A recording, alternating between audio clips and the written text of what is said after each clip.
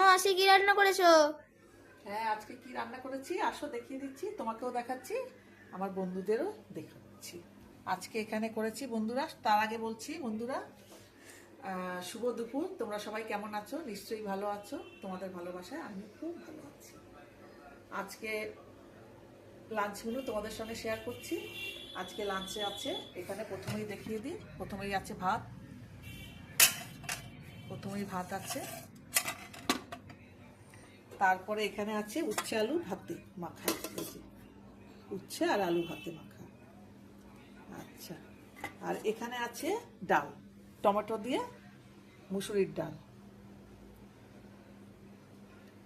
আর এখানে আছে চুনো মাছের চচ্চড়ি, সেই কাচকি মাছ বলে, সেই কাচকি মাছ দিয়ে বেগুন আলু দিয়ে চচ্চড়ি করেছি বন্ধুরা।